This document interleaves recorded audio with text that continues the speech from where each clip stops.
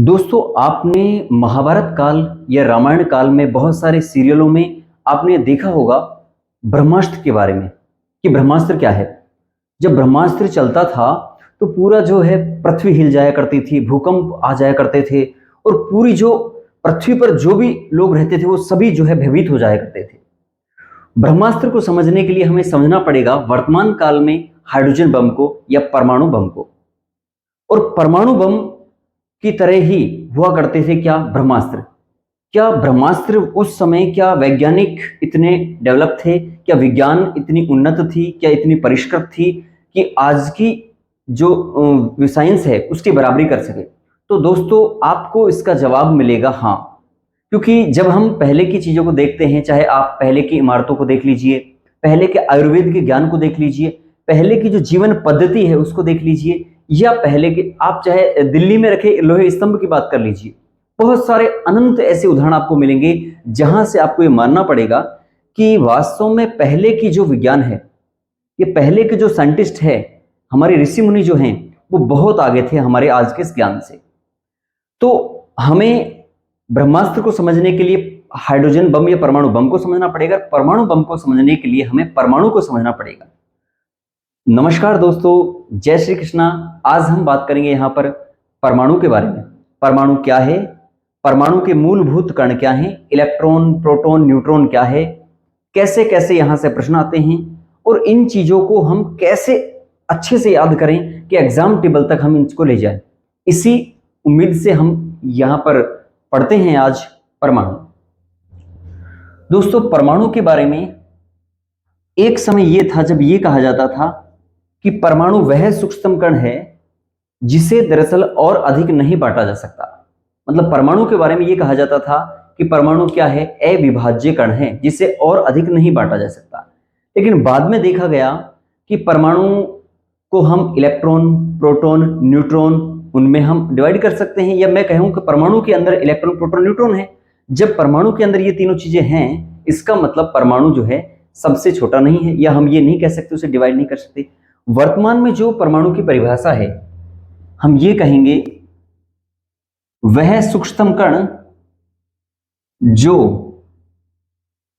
स्वतंत्र अवस्था में नहीं रह सकता, स्वतंत्र अवस्था में नहीं रह सकता। पहला पॉइंट तो हो गया कि वो कैसे नहीं रह सकता, स्वतंत्र अवस्था में नहीं रह सकता। इसका मतलब क्या है, इसका मतलब यह है कि जैसे ही कोई परमाणु होगा, मान लीजिए कोई परमाणु है, ये किसी दूसरे परमाणु से क्रिया कर और अणु का, मॉलिक्यूल का निर्माण करेगा। किसका? अणु का निर्माण करेगा। तो हम ये कहें परमाणु की परिभाषा में कि वह सूक्ष्मतम कण जो स्वतंत्र अवस्था में नहीं रह सकता, दूसरा तथा रासायनिक अभिक्रियाओं में भाग लेता है, रासायनिक अभिक्रियाओं में भाग लेता है, पार्टिसिपेट करता है, क्या कहलाता है? परमाणु कहलाता है। इसे ही हम परमाणु कहते हैं। तो दो बातें हैं यहां पर। पहली तो ये कि जो स्वतंत्र अवस्था में नहीं रह सकता, सेकंड ये कि जो रासायनिक अभिक्रियाओं में भाग लेता है। स्वतंत्र अवस्था में नहीं रहने का मतलब अगर कोई परमाणु है तो वह किसी दूसरे परमाणु से क्रिया करके अणु का निर्माण कर लेगा। जैसे मान लीजिए ये कोई परमाणु है, तो ये परमाणु इस अवस्था में नहीं रहेगा, किसी दूसरे परमाणु से क्रिया करके क्या बना लेगा? अणु का निर्माण कर लेगा। इसलिए हम कह सकते हैं कि स्वतंत्र अवस्था में नहीं रह सकता। सेकंड, रासायनिक अभिक्रियाओं में भाग लेता है। दोस्तों, अगर आपसे प्रश्न पूछे कि निम्न में से रासायनिक अभिक्रियाओं में कौन भाग लेता है, आपको ऑप्शन में दे दिया जाए यौगिक, आपको दे दिया जाए अणु, आपको दे दिया जाए परमाणु, या सभी, उपरोक्त सभी, और आपसे पूछा जाए कि बताइए निम्न में से रासायनिक अभिक्रिया में कौन भाग लेता है, तो आपका जवाब होगा क्या? परमाणु। क्यों? क्योंकि हमें पता है रासायनिक अभिक्रियाओं में केवल और केवल परमाणु भाग लेते हैं, ना मॉलिक्यूल, अणु भाग लेता है, ना यौगिक भाग लेता है, और ना ही मिश्रण या कुछ और भाग लेते हैं। क्या भाग लेता है? परमाणु, एटम भाग लेता है। ठीक है, यहां तक। आगे देखिए, परमाणु के बारे में हमें कौन कौन सी बातें याद रखनी चाहिए, जहां से प्रश्न पूछे जाते हैं, या पिछले एग्जाम को अगर हम उठा के देखें तो वहां से प्रश्न पूछे गए हैं, उन पॉइंटों को हम ज़्यादा ध्यान देंगे जहां पिछली बार जो प्रश्न पूछे गए हैं, और बाकी पढ़ेंगे तो सभी। सबसे पहले ये देखेंगे खोजकर्ता कौन है। परमाणु को सबसे पहले खोजा किसने, खोजकर्ता किसे माना गया है? तो परमाणु के खोजकर्ता माने गए हैं जॉन डाल्टन। क्या माने गए हैं? John Dalton. ठीक है, परमाणु के खोजकर्ता। और परमाणु के बारे में सबसे पहले अध्ययन का श्रेय किन्हें है, यानी सबसे पहले स्टडी किन्होंने की? अध्ययन का श्रेय। तो अध्ययन का श्रेय माना जाता है महर्षि कणाद को। किनको माना जाता है? महर्षि कणाद, जिन्होंने कणी का सिद्धांत दिया, महर्षि कणाद। ठीक है, महर्षि कणाद को माना जाता है क्या? परमाणु के बारे में सबसे पहले स्टडी करने का श्रेय। हालांकि इसमें बात असल में यह है कि भारतीय वैज्ञानिकों ने ही परमाणु को खोजा भी था, लेकिन कुछ ऐसे लिखित प्रमाण न होने के कारण जो है महर्षि जॉन डाल्टन को मान लिया गया। खैर, अभी हमें पढ़ना है इसी हिसाब से, अध्ययन का श्रेय किसे है? महर्षि कणाद को है, और खोजकर्ता कौन है? John Dalton. परमाणु दोस्तों क्या होता है, इसको समझने के लिए हम यहां पर एक डायग्राम बनाएं। मान लीजिए ये कोई तत्व है। क्या है ये? तत्व। पिछली वीडियो में हमने बात की थी कि एक ही प्रकार के परमाणु से मिलकर बनी संरचना तत्व कहलाती है। या हम इसे कोई पदार्थ मान लें। ये क्या है? पदार्थ है। आपने इस पदार्थ के छोटे छोटे टुकड़े करे। क्या करे? छोटे छोटे टुकड़ों में इस प्रकार से बांट लिया। ठीक है, फिर इन टुकड़ों को भी आपने अत्यंत बारीक टुकड़ों में बांट लिया, जिन्हें आपने नाम दे दिए कण। ठीक है, बहुत सारे कण हैं ये। इन कणों को भी आपने बारीक टुकड़ों में बांट लिया इस प्रकार से, और इन्हें नाम दिया आपने अणु। क्या नाम दिया? अणु। और अणु को भी आपने छोटे पार्ट में बांटा, इसे आपने नाम दिया क्या? परमाणु। तो ये इतनी छोटी चीज है आपकी परमाणु। ठीक है, यानी कि किसी भी पदार्थ में उसको छोटे टुकड़ों में हम बांटेंगे, उसको भी हम छोटे छोटे कणों में बांटेंगे, उसको फिर हम जो छोटे भागों में बांटेंगे उन्हें हम अणु कहेंगे, और अणु को भी अगर हमने डिवाइड कर दिया स्वतंत्र रूप से तो वो क्या बन गया? परमाणु बन गया। तो परमाणु इतनी छोटी इकाई है, इसीलिए परमाणु के बारे में दोस्तों कहा जाता है पदार्थ की सूक्ष्मतम इकाई। क्या कहा जाता है? पदार्थ की सूक्ष्मतम इकाई। आप याद करो बायो में कोशिका वाला टॉपिक, जिसकी वीडियो अपलोड कर दी गई है, उसमें एक बात हम कर रहे थे कि जीव की, किसी भी जीव की, चाहे वो प्लांट हो, पादप हो, चाहे वो कोई जीव जंतु हो, कोई एनिमल हो, कोई मानव हो, कोई भी, किसी भी जीव की सबसे छोटी इकाई क्या है? तो हमारा आंसर आएगा क्या है? कोशिका। ठीक ऐसे ही पदार्थ की सबसे सूक्ष्म इकाई क्या है? तो हम कहेंगे क्या? परमाणु है। क्या है? परमाणु। जी यहां कर कह देंगे पदार्थ की। पदार्थ की सूक्ष्म इकाई क्या है? परमाणु है। दूसरा, आपसे कहे पदार्थ की संरचनात्मक व क्रियात्मक, संरचनात्मक व क्रियात्मक इकाई क्या है? इसका मतलब क्या है? इसका मतलब पदार्थ की जो संरचना है मूल रूप से किस पर टिकी हुई है, उसमें जो भी मैकेनिज्म होती है वो किस पर टिकी हुई है, तो उसकी इकाई क्या है? तब भी हमारा जवाब आएगा क्या? परमाणु। ये ठीक ऐसे है जैसे आपसे पूछे कि किसी जीव की संरचनात्मक और क्रियात्मक इकाई क्या है, तो याद रखिए किसी भी जीव की संरचनात्मक और क्रियात्मक इकाई माना गया है किसको? कोशिका को। ठीक वैसे ही पदार्थ की संरचनात्मक और क्रियात्मक इकाई माना गया है किसे? परमाणु को माना गया है। और सबसे छोटी इकाई किसे माना गया है? परमाणु को ही। दोस्तों परमाणु के बारे में अगर हम ये देखें, दो तीन सिद्धांत दिए गए, जिनमें से एक है, ये मॉडल में कहूं, जिनमें से एक है तरबूज मॉडल, तरबूज, या इसे बोल देते हैं plunge pudding model. Plunge pudding model, तरबूज मॉडल या प्लंग पुडिंग मॉडल। ये क्या है? ये किसने दिया? मॉडल दिया। पहले तो आप ये याद रखिए किसने दिया, किन्होंने दिया, तो ये दिया था थॉमसन ने। किन्होंने दिया? थॉमसन ने, जो है जे थॉमसन ने, या थॉमसन ने तरबूज मॉडल या प्लंग पुडिंग मॉडल। इन्होंने ये बताया कि जिस प्रकार से एक तरबूज में पूरे में बीज भरे होते हैं ना, इस प्रकार से, ठीक वैसे ही किसी भी परमाणु में इलेक्ट्रॉन, प्रोटॉन, न्यूट्रॉन भरे होते हैं। हालांकि इनका ये बाद में जो है रदरफोर्ड के द्वारा और बाकी जो वैज्ञानिकों को जब देखा गया तो ये जो एक मॉडल था इनका वो गलत सिद्ध हुआ।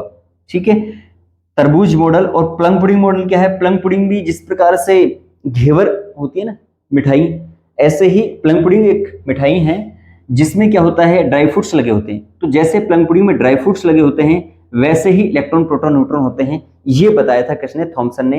लेकिन ये मॉडल कैसे हुआ? गलत सिद्ध हुआ। एक मॉडल और है इसमें जिसका नाम है अल्फा कण प्रकीर्णन प्रयोग। इंपॉर्टेंट है, याद रखिए। अल्फा इस तरह से लिखते हैं, अल्फा, अल्फा कण प्रकीर्णन प्रयोग। अल्फा कण प्रकीर्णन प्रयोग किया, किसने किया मतलब?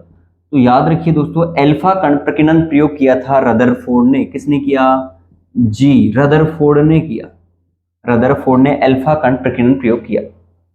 और रदरफोर्ड ने जो अल्फा कण प्रकीर्णन प्रयोग किया, इसके द्वारा किसको खोजा गया? तो इसके द्वारा खोजा गया नाभिक को। किसको खोजा गया? नाभिक। अभी बात करेंगे नाभिक क्या होता है परमाणु में, उसकी बात करेंगे। लेकिन अभी याद रखिए अल्फा कण प्रकीर्णन प्रयोग जो है वो किया गया रदरफोर्ड के द्वारा और इसके द्वारा नाभिक को खोजा गया। हुआ क्या, रदरफोर्ड ने एक पतली सोने की पन्नी ली, स्वर्ण पन्नी ली, जिस पर यहां से अल्फा कणों से बौछार कराई। इन्होंने देखा कि अधिकांश जो कण हैं वो लगभग इस प्रकार से अलग अलग दिशाओं में पार चले गए, लेकिन कुछ कण लौट करके वापस उसी दिशा में आ गया। तो वहां पर जो है नाभिक की खोज की और ये किया था किसने? रदरफोर्ड ने किया। ये प्रयोग या ये मत किसने दिया था? रदरफोर्ड ने। एक और आता है इसमें मॉडल जो भी बहुत इंपॉर्टेंट है, बोर मॉडल। बोर मॉडल किसने दिया? तो बोर मॉडल दिया दोस्तों नील्स बोर ने। इन्हीं के नाम पर नाम रखा गया, नील्स बोर ने बोर मॉडल दिया, जिसमें परमाणु की संरचना के बारे में अध्ययन किया। परमाणु की संरचना के बारे में जानकारी मिलती है किससे? नील्स बोर के बोर मॉडल से। तो आपसे पूछिए बोर मॉडल किसने दिया? तो नील्स बोर ने। और बोर मॉडल से क्या जानकारी मिलती है? परमाणु की संरचना की, इसकी स्पेक्ट्रम की जानकारी हमें मिलती है। इसके अलावा अल्फा कण प्रकीर्णन प्रयोग किसने दिया? रदरफोर्ड ने दिया था। इसके द्वारा नाभिक को खोजा गया, जो कि सही है बिल्कुल। तरबूज या प्लम पुडिंग मॉडल किसने दिया? तो थॉमसन ने दिया। ठीक है, और ये लेकिन गलत सिद्ध हुआ। यहां तक ठीक है। एक बार आप इसका स्क्रीनशॉट ले लें और अपन आगे चलते हैं। फिर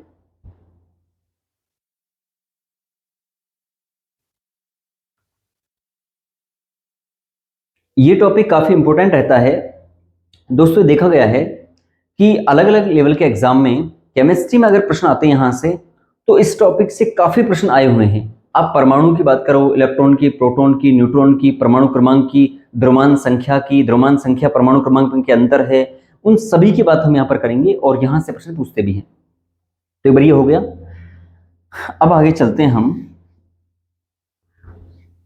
परमाणु के बारे में ही बात हम आगे करें, परमाणु की संरचना के बारे में। वैसे दोस्तों आप सभी यूं तो समझदार हैं, लेकिन फिर भी मैं एक बात आपसे कहूंगा कि आप जब भी ऑनलाइन वीडियो देखें यूट्यूब आदि से, तो आप नोटबुक लेके बैठें।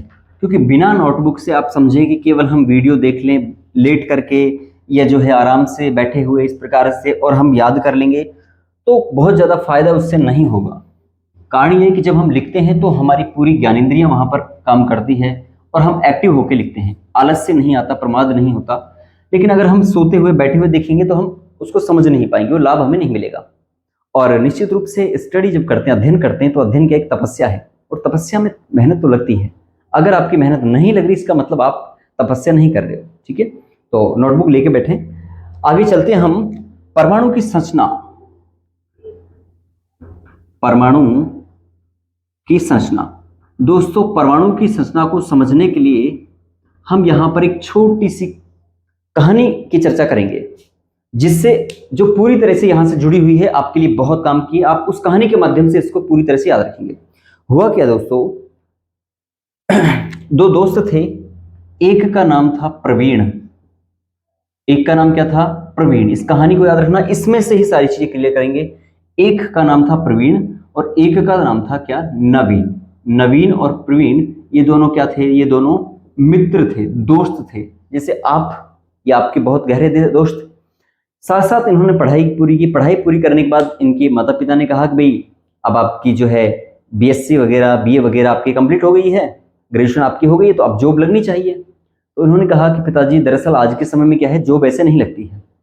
आजकल जॉब के लिए क्या है, कंपटीशन की तैयारी करनी पड़ती है, फिर एग्जाम देना पड़ता है, और उसके बाद में जब हम एग्जाम में क्वालिफाई हो जाते हैं तो फिर जॉब लगती है। तो उसके लिए हमें कोचिंग करनी पड़ेगी, कोचिंग में फिर हम तैयारी करेंगे तब जाके कहीं जॉब हमारी लगेगी। तो पेरेंट्स ने बोला ठीक है, आप भाई अब इतने पढ़ाई कर ली, तो घर वाले तो ये कहते हैं ना भाई आपने पढ़ाई कर ली, चलो हम सपोर्ट कर सकते हैं, पैसे लगा सकते हैं, मेहनत तो आप ही को करनी पड़ेगी। तो उन्होंने कहा कि ठीक है आप कर लीजिए। प्रवीण और नवीन ने कहा कि ठीक है पिताजी हम कर लेते हैं, लेकिन हमें एक बड़े शहर में यानी जैसे जयपुर दिल्ली ऐसे शहर में कोचिंग करनी पड़ेगी, उसके लिए कुछ खर्चा चाहिए। तो पेरेंट्स क्या है कि कभी भी आपको मना नहीं करते, वो चाहते हैं कि आप कैसे भी वो परेशानी में ले लेते हैं, मतलब रह सकते हैं, वो दिक्कत झेल लेते हैं, लेकिन आपके लिए कुछ करके देखते हैं वो। तो यहाँ पर भी प्रवीण और नवीन के जो पिताजी थे उन्होंने कहा कि भाई ठीक है आप जितना चाहें उतना पढ़ सकते हैं, 1-2 साल और समय लें, लेकिन जॉब आपकी लगनी चाहिए। तो ये चले जाते हैं एक बड़े शहर जयपुर में, और ये दोनों आपस में सलाह करते हैं कि क्यों ना एक अच्छा सा एक घर चाहिए, एक अच्छा सा रूम चाहिए हमें जहां हम पढ़ाई कर सकें। अब घर वाले भी इतना सपोर्ट कर रहे हैं, तो अच्छे लोग थे आपकी तरह कि जब घर वाले इतने सपोर्ट कर रहे हैं तो क्यों ना हम जी जान लगा कर 1-2 साल के अंदर हम जो है जॉब लग के कुछ करके उनको दिखाएं।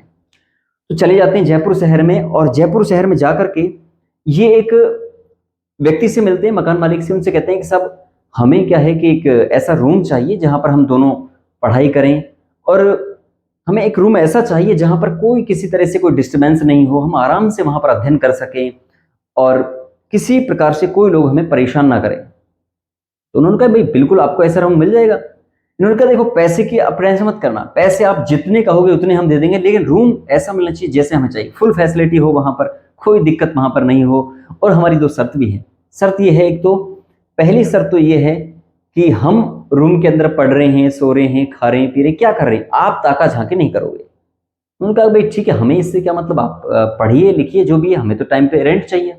दूसरी शर्त इन्होंने ये रखी कि सर हम क्या है कि हम दोनों हमारे माता पिता के इकलौते संतान हैं, तो आप अपनी तरफ से गाड़ी की व्यवस्था भी कर दीजिए, ताकि हमें कोई शहर में सुनाए कि इस प्रकार की चीज़ें चलती हैं, थोड़ी सी पता नहीं कौन किसको क्या कर जाए, तो आप एक गाड़ी की व्यवस्था करिए, उसका जो भी पेमेंट होगा हम देंगे। तो मकान मालिक ने सोचा ठीक है, इनसे कुछ लेंगे वहाँ कुछ देंगे, और इस तरह से मैं व्यवस्था कर देंगे, मुझे क्या कोई दिक्कत आपत्ति नहीं है। तो इस प्रकार से उनका जो है डन हो जाता है, और वो रहने लगते हैं घर में। दोनों अच्छी तरह से मेहनत करते हैं, आप सभी की तरह वो भी पुरुषार्थी थे, दोनों जी जान लगा के मेहनत करते हैं, दोनों प्रवीण और नवीन, जिनमें से मेहनत का जो है फल भी मिलता है। और एक समय आता है कि जो प्रवीण है ये तो बन जाता है सब डॉक्टर, क्या बन जाता है, ये डॉक्टर बन जाता है, और ये जो नवीन है ये बन जाता है प्रोफेसर, क्या बन जाता है, ये प्रोफेसर। एक समय आता है ये डॉक्टर बन जाता है और ये क्या बन जाता है, प्रोफेसर बन जाता है। अब आपको पता है डॉक्टर जो है अपने व्हीकल्स में, अपने वाहनों में किसका चिन्ह लगाता है, प्लस का लगाता है, ठीक है। एक बात और, प्रवीण नवीन के अलावा वहां पर तीसरा जो व्यक्ति था जो गार्ड का काम करता था, वो उसका नाम क्या है, ईशांत। उसका नाम था ईशांत, जो क्या था, गार्ड, सुरक्षाकर्मी जो था, जो ध्यान रखता था चारों तरफ, जो है ध्यान रखता था उसका कि कोई दिक्कत ना होने हैं। अब नवीन जो था वो एक पढ़ाकू टाइप का, होता है ना कई लोग पढ़ाकू टाइप, किसी से कोई मतलब नहीं, पढ़ाई से पढ़ाई, काम से काम, बस इस तरह का था नवीन। जबकि जो प्रवीण था वो थोड़ा सा मित्रवत था, बातचीत करना। अब आपको पता है जब पास में रहते हैं लोग तो बातचीत हो ही जाती है, मित्रता हो ही जाती है। तो प्रवीण की ईशान से मित्रता हो गई, और ये जो है नवीन ये खास मतलब नहीं रखता था, मित्र हालांकि इसका था, ठीक है। तो ये कहानी है इस तरह से प्रवीण, नवीन और ईशांत की। दोस्तों कहानी का क्रक्ष ये है कि इस कहानी में जो हमने पूरा एक घर बनाया है, ये घर अपन बनाते हैं यहां पर, ये हो गया पूरा घर। ये घर दरअसल क्या है, ये घर ही है परमाणु, या मैं कहूं परमाणु की संरचना।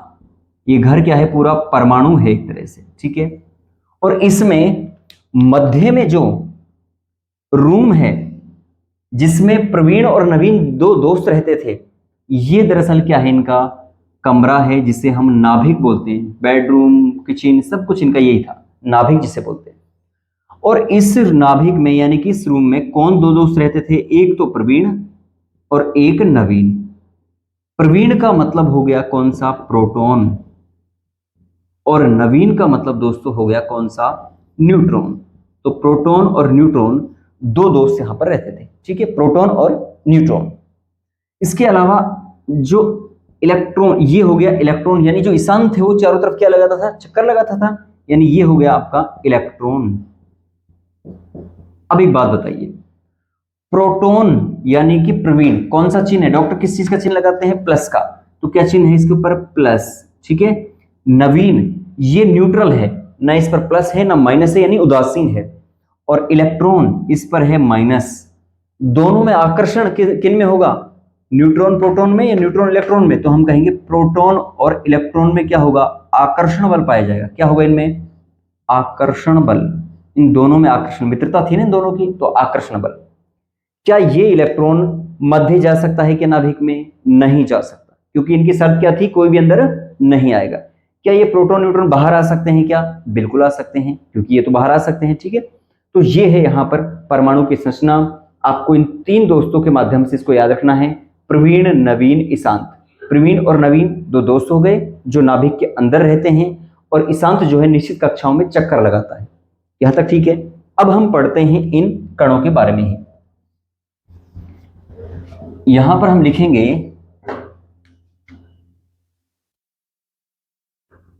परमाणु के मूलभूत कण। परमाणु के मूलभूत कण। लेकिन इसको लिखने से पहले एक बार आप यहां पर एक ध्यान और रखो, एक बात, अगर आपसे पूछा जाए कि इस परमाणु का आकार क्या है? परमाणु का आकार यहां लिख देते हैं, परमाणु, परमाणु का आकार।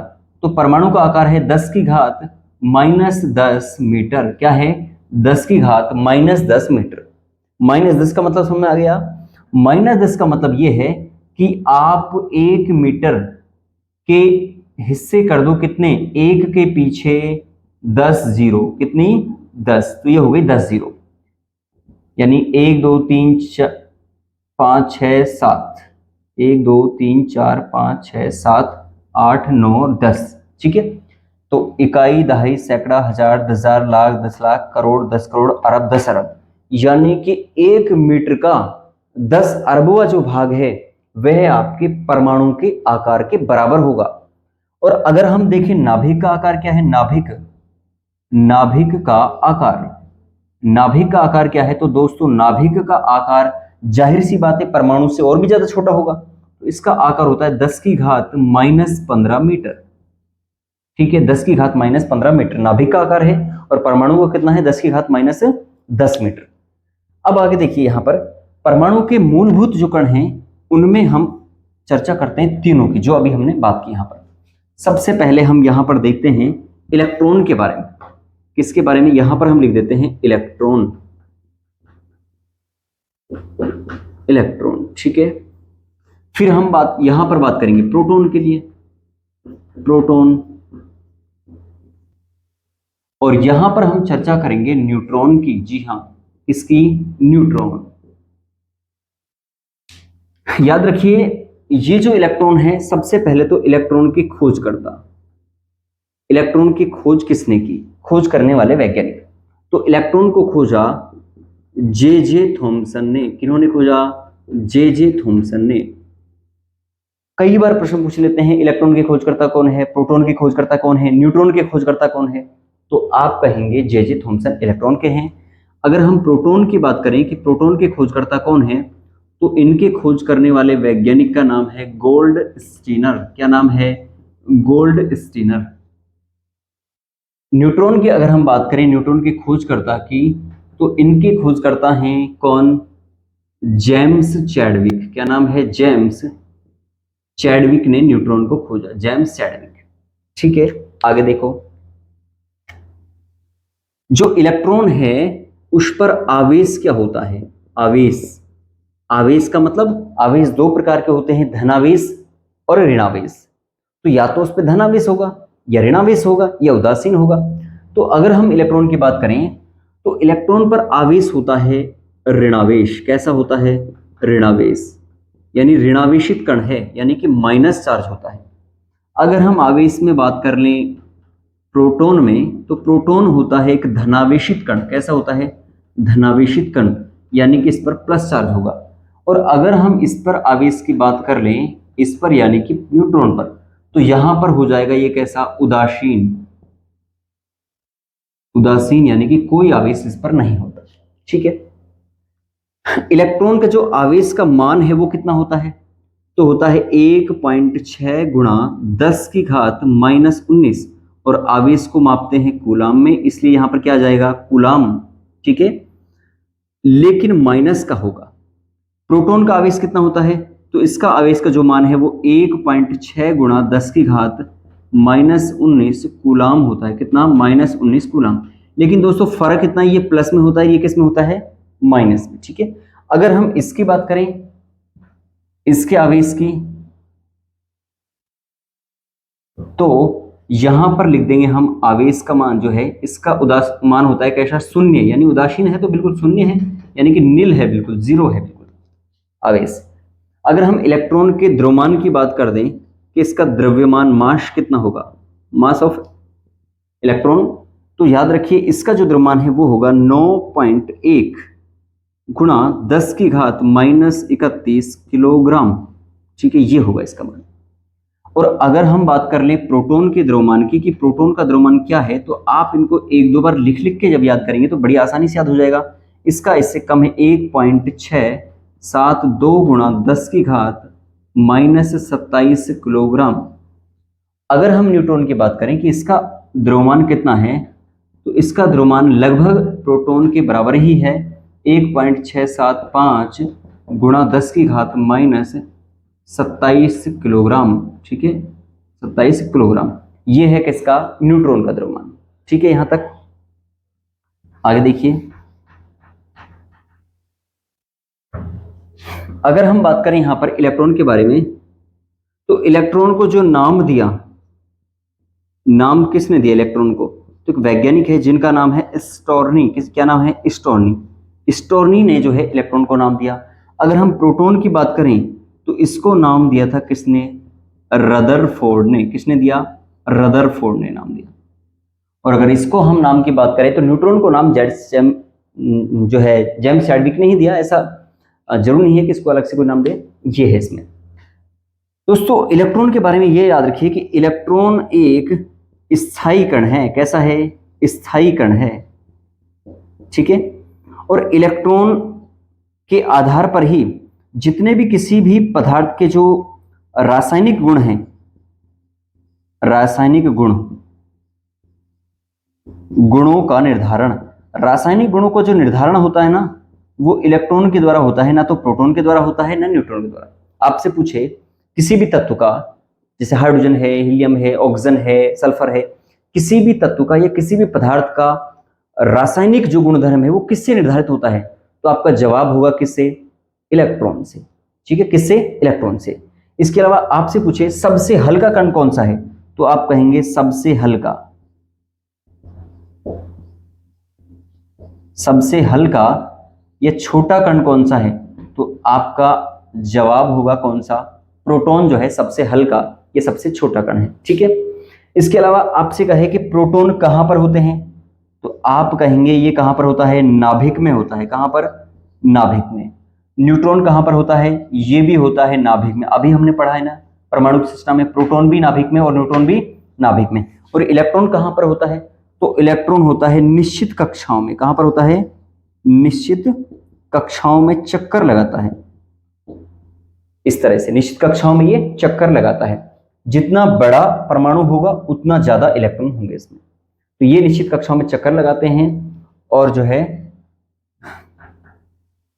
प्रोटॉन न्यूट्रॉन, इसका नाम क्या है? नाभिक है, नाभिक। और इसमें ये है आपका प्रोटॉन और ये है क्या? न्यूट्रॉन। ये है इलेक्ट्रॉन जो निश्चित कक्षाओं में चक्कर लगाता है। और नाभिक में कौन कौन से कण है? तो कितनी बार एग्जाम में पूछ लिया कि नाभिक का जो है मूलभूत कण नाभिक में कौन कौन से होते हैं, तो ऑप्शन में आपको अलग अलग दे देंगे, तो आपको याद रखना है प्रोटॉन और न्यूट्रॉन दोनों ही नाभिक में रहते हैं। ठीक है, ये है इसमें। अब दो तीन पॉइंट और याद रखिए इसके, एक बार स्क्रीनशॉट ले लें इसका सभी। तो अब यहां से दो तीन बात और आपको याद रखनी चाहिए कि नाभिक से या परमाणु को लेकर के किस तरह से सवाल आ सकते हैं। जैसे यानी कि आप खोजकर्ता याद रखें और कोशिश करें कि तुलना करके याद रखें। तुलना करने से क्या है, कम समय में अच्छी तरह से याद कर पाते हैं, बजाय हम एक एक याद करने के। आवेश याद रखें इनका, द्रव्यमान जो है वो याद रखें, आवेश होता कितना है वो याद रखें, ये कहाँ कहाँ पर पाए जाते हैं ये याद रखें। ठीक है, यहां से सवाल आते हैं। इसमें आपसे पूछ लिया जाए कि बताइए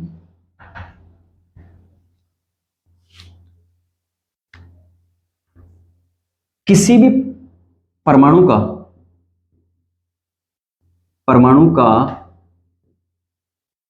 अधिकांश द्रव्यमान कहां पर होता है।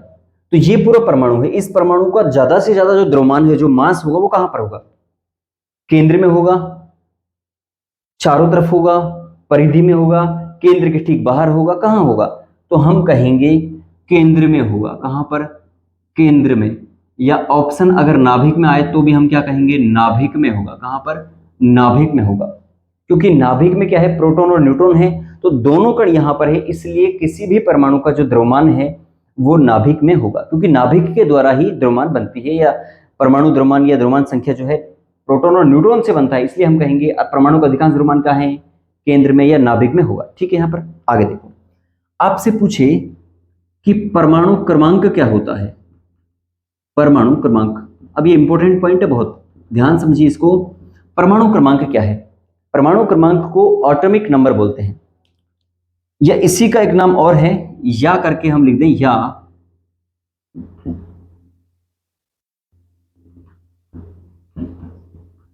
परमाणु संख्या। क्या बोलते हैं इसको, परमाणु संख्या। परमाणु क्रमांक या परमाणु संख्या, ये क्या होता है। तो हम इसको समझें कि नाभिक में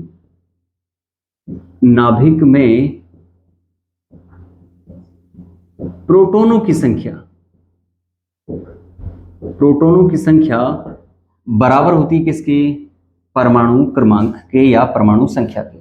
इसका मतलब यह है कि जैसे हम बात करें हाइड्रोजन की, किसकी, हाइड्रोजन, इसका नाम है हाइड्रोजन, ये जो एलिमेंट है, तत्व है, इसका नाम हाइड्रोजन है। तो हाइड्रोजन पाया जाता है एक नंबर पर, किस पर, एक नंबर पर। इसका मतलब हाइड्रोजन का परमाणु जो क्रमांक है या परमाणु संख्या जो है वो कितनी है, एक है। और हाइड्रोजन में जो प्रोटॉन है, इसमें जो प्रोटॉन है वो भी कितने हैं, एक है। ठीक है, ऐसे जैसे अपन दूसरा उदाहरण ले कोई, जैसे नाइट्रोजन की बात करें,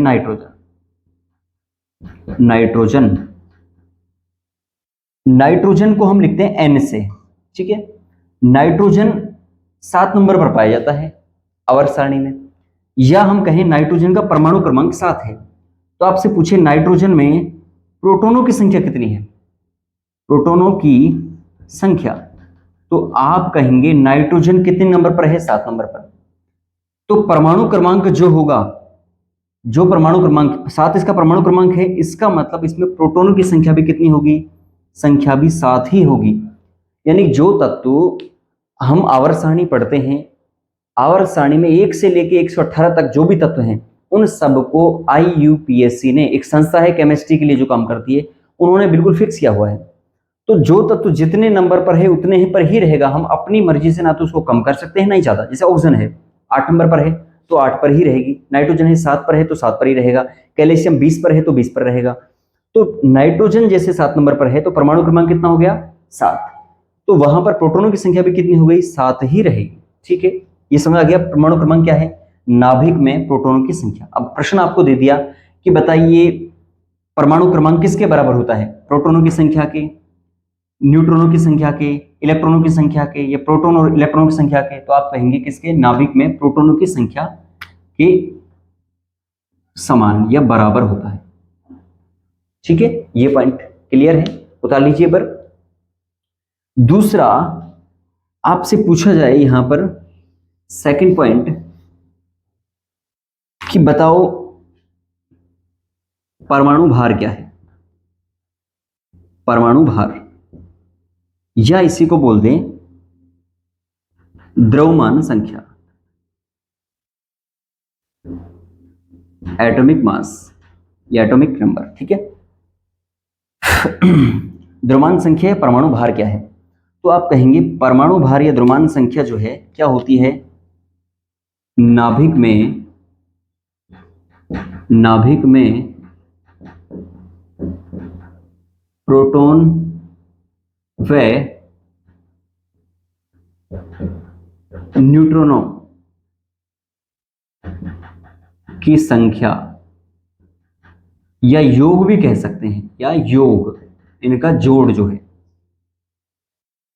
इसका मतलब यह है कि परमाणु भार या द्रव्यमान संख्या पूछा जाए तो आप कहेंगे परमाणु भार या द्रव्यमान संख्या जो है नाभिक में, ये परमाणु है पूरा, ये नाभिक है, नाभिक में प्रोटॉन, एक तो कौन सा प्रोटॉन, ये प्रोटॉन, एक कौन सा न्यूट्रॉन, तो प्रोटॉन और न्यूट्रॉन इन दोनों का योग ही क्या है, इन दोनों का योग ही कहलाता है परमाणु भार।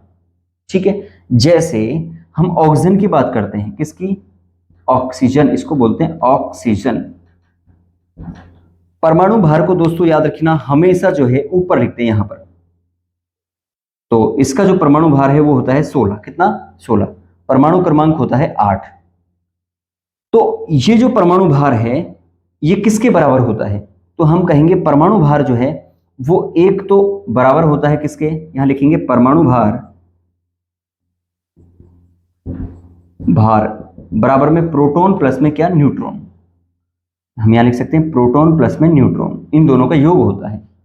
तो प्रोटॉन, इस ऑक्सीजन के परमाणु में प्रोटॉन कितने हैं, हमने अभी देखे परमाणु क्रमांक में जो है नाभिक में प्रोटॉन की संख्या, तो प्रोटॉन है इसमें 8।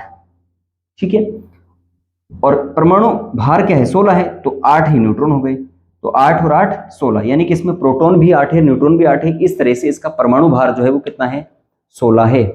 आप याद रखिए परमाणु क्रमांक का मतलब होता है नाभिक में, ये पूरा नाभिक है, नाभिक में उपस्थित जो प्रोटॉनों की संख्या है, ये जो संख्या है, जितने प्रोटॉन होंगे वही उस तत्व की क्या होगी, परमाणु क्रमांक होगा। जैसे कैल्शियम का परमाणु क्रमांक होता है 20, इसका मतलब कैल्शियम जो है उसमें प्रोटॉनों की संख्या 20 होती है, तो उसका परमाणु क्रमांक भी क्या हुआ, 20 हुआ। ठीक है, और आपसे पूछे परमाणु भार या द्रव्यमान संख्या क्या है, आपसे पूछे ऑक्सीजन का परमाणु या भार या द्रव्यमान संख्या क्या है, तो आप कहेंगे ऑक्सीजन का परमाणु भार द्रव्यमान संख्या किसके बराबर है, प्रोटॉन और न्यूट्रॉन के बराबर, योग के बराबर। जैसे ये पूरा ऑक्सीजन का परमाणु होता तो इसमें जितने प्रोटॉन थे और जितने न्यूट्रॉन थे उन दोनों का योग ही कहलाता है क्या, परमाणु भार या द्रव्यमान संख्या। ये है आपका महत्वपूर्ण टॉपिक, परमाणु क्रमांक, परमाणु भार, इसके अलावा परमाणु, इलेक्ट्रॉन, न्यूट्रॉन, प्रोटॉन। यहाँ से काफी सवाल आते हैं दोस्तों, इसको अच्छे से पढ़ना, नोट बनाना। आज के लिए इतना ही, मिलते हैं अगली वीडियो में। आप इसी प्रकार की वीडियो के लिए चैनल को सब्सक्राइब कर सकते हैं और आगे हम मिलते हैं बहुत जल्द ही। जय श्री कृष्णा।